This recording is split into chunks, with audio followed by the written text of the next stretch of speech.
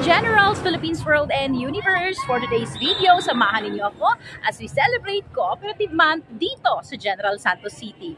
Tara, atinan natin ang napakaraming activities.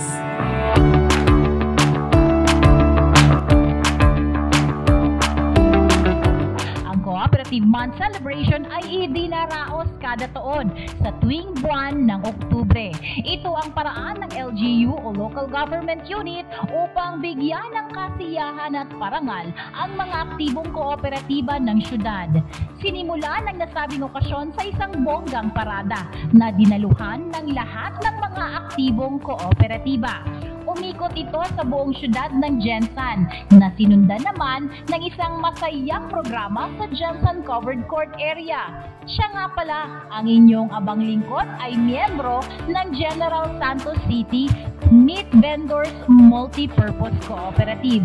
Kaya ako ay present sa nasabing programa. Siyempre di matawaran ang ngiti sa mga labi ng mga miyembro ng iba't ibang kooperatiba. Ito rin ang perpektong pagkakataon upang makahalubilo at makilala ang lahat ng mga cooperative members. Tagaktak ang pawis ng mga nag-zumba.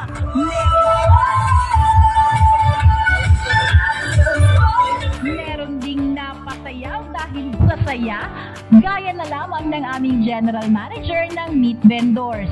At ayan, di rin magpapahuli ang mga sex bomb dancers ng Meat Vendors. So, syempre, hindi lamang ang Meat Vendors, lahat rin ng mga cooperative na dumalo sa nasabing okasyon.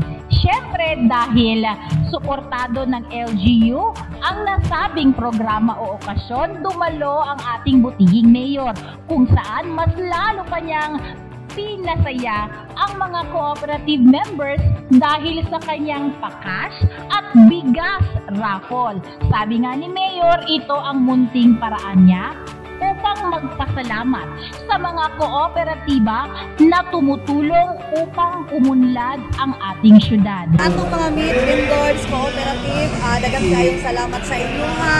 We assured na ang atong local government unit, dili dito pakyason, dili mo pasagta. Sa inyong tanan, congratulations and magandang Gensan.